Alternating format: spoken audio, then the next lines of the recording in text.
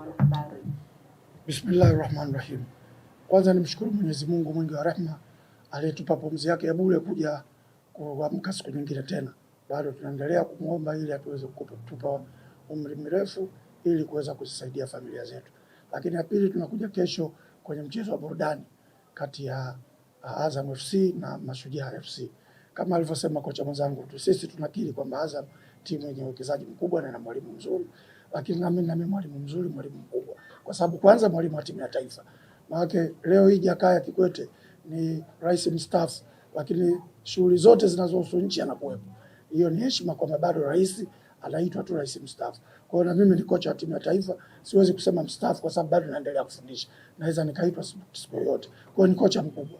Kwa hiyo tunakutana makocha, mmoja wa timu ya taifa na vilabu vya ligi kuu, lakini mwingine mwalimu wa timu za taifa na mwalimu mkuu vile vile.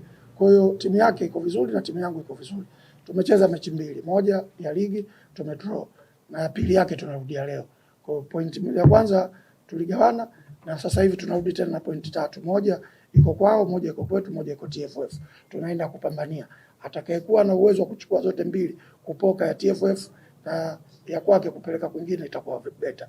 Lakini ikiwa tutaenda draw na kama mechi ile itakuwa vizuri vile vile.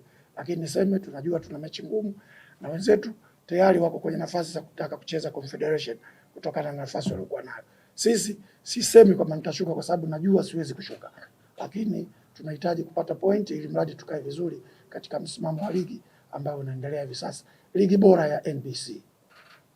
Ya hilo nimelikuta kwa sababu kwanza unaweza kukuta hata huko nyuma vile vile kwenye ulinzi tulikuwa tunafungwa goli 6, 5 nini. Na hata Yanga juzi wametuotea kutufunga goli la pili la ujanja. Lakini niseme tu kwamba tuko vizuri na mimi nimeweza kufanya kazi na wachezaji waliokuwepo, naendelea kufanya nao mpaka tutakapomaliza mwisho. Baadaye tutajipanga vizuri kwa msimu unaokuja. Naamini Mwenyezi Mungu atatujalia kuwepo pale. Kwa hiyo safu yetu kwa butu ni kweli tuna matatizo hayo, tuna create nafasi vizuri lakini scoring inakuwa sio nzuri. Na right kama tumekuwa nafasi tunazopata tumezitumia, basi sasa hizi tumekuwa tunachuana na Azam, Yanga na Simba kwenye nafasi za juu. Mwalimu, sasa zungumza